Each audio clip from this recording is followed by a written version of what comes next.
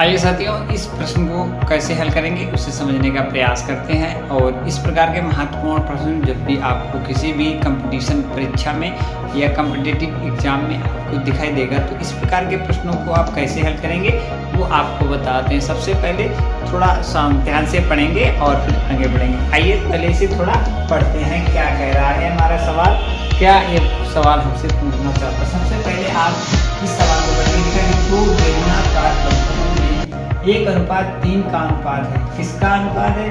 1:3 का अनुपात है। ठीक है, बर्तनों का अनुपात तथा उनकी ऊंचाइयों का अनुपात जो है वो 1:2 है। तो उनके आयतनों का अनुपात क्या है? तो उनके आयतनों का अनुपात है वो क्या है? सवाल में थोड़ा मिस्टेक लग रहा है हमको, त्रिज्याओं में ना। दो बेलनाकार बर्तनों में त्रिज्याओं का अनुपात में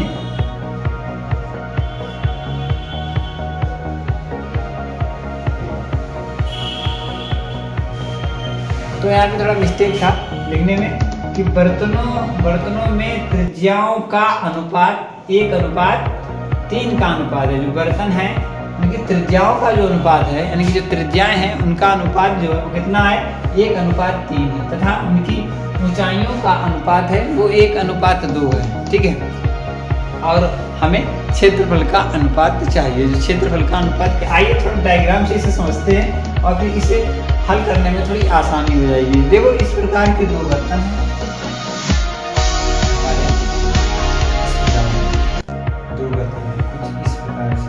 ये बेलनाकार दो बर्तन है, ठीक है। एक ये बना और एक कुछ इस प्रकार से ये बनेगा।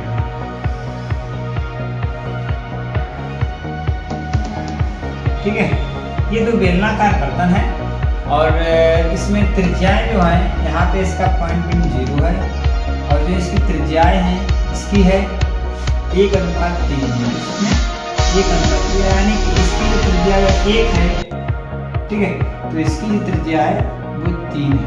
ठीक है ना, 1:3 में है। इसी प्रकार से तो इसकी त्रिज्या अगर 1 है तो इसकी जो त्रिज्या दी है वो 3 है।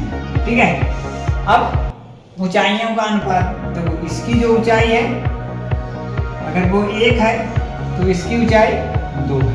ठीक है, सबसे पहले आपको मालूम होना चाहिए बेलन का आयतन क्या होता है, बेलन के आयतन का सूत्र क्या होता है। सबसे पहले हम लोग बेलन के आयतन का सूत्र जानेंगे, तो होता है पाई r स्क्वायर h। ठीक है, इसका बेलन का आयतन, ठीक है, बेलन का आयतन।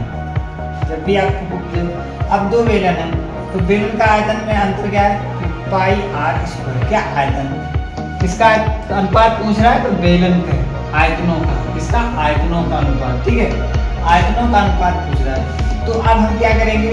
आयतनों को अनुपात करने के लिए क्या करेंगे?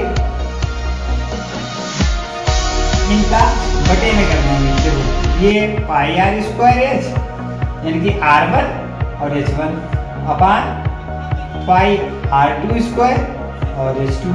ठीक है ना, इसे हम लोग मान लेंगे h1 और इसे मान लेंगे h2, इसे मान लेंगे r1 और इसे मान लेंगे r2। ठीक है ना, इतना समझ रहे हैं। तो अब बेलन का आयतन, बेलन का आयतन होता है पाई r स्क्वायर h। ठीक है ना, अब बेलन के आयतनों का अनुपात, तो पहले बेलन के आयतन अपान दूसरे बेलन का आयतन। ठीक है, अब क्या आएगा? पाई से पाई कट जाएगा। ठीक है, क्या बचेगा? उसे लिखते हैं r1 square upon r2 square into दोनों में होगा h1 और h2। ठीक है, इतना क्लियर हो गया। तो r1 यहाँ पे कितना है? आप कहेंगे 1 है, तो 1 गुणे h1 कितना है? 1 है, 1 गुणे 1। ठीक है ना, और r1 का स्क्वायर है। ठीक है, कोई दिक्कत नहीं। इसी प्रकार r2 3 है, 3 का स्क्वायर होगा और h2 इसका 2 है, तो 2 हो जाएगा। कितना आ जाएगा? आप 1 का 1 में गुणा करेंगे, 1 ही आएगा, गुणा यानी कि 1 आएगा। नीचे कितना आएगा? 3 3 का 9 आ जाएगा। 3 मतलब 3 का स्क्वायर, 3 3 का 9 और 2 तो कितना हो जाएगा 9 दूनी 18। ठीक है, तो मतलब बेलनों के आयतन का अनुपात क्या होगा, 1:18 होगा। ठीक है ना, तो यही ऑप्शन हमारा सही होगा। तो इस प्रकार का प्रश्न कैसे हल करेंगे, आपको समझ में थोड़ा आया होगा कि जब भी आपको इस प्रकार का प्रश्न दिखाई दे अनुपात वाला, तो अनुपात का मतलब क्या होता है, बटे में, मतलब इस बेलन का अनुपात बटे इस बेलन का अनुपात, और जो बटे को हम लोग अनुपात में भी लिख सकते हैं। ठीक है, इस प्रकार से। ठीक है, जैसे कि क्वेश्चन क्या है, 6/8 है, तो इसे हम 6:8 में भी लिख सकते हैं। ठीक है ना, तो आशा करते हैं ये वाला प्रश्न आपको समझ में आया होगा। यदि आपको ये प्रश्न अच्छा लगा तो वीडियो को लाइक और चैनल को सब्सक्राइब करें। मिलते हैं इसी प्रकार के महत्वपूर्ण वीडियो के साथ, तब तक के लिए मैं आपका साथी सोहन लाल लेता हूँ आज्ञा। जय हिंद, जय भारत।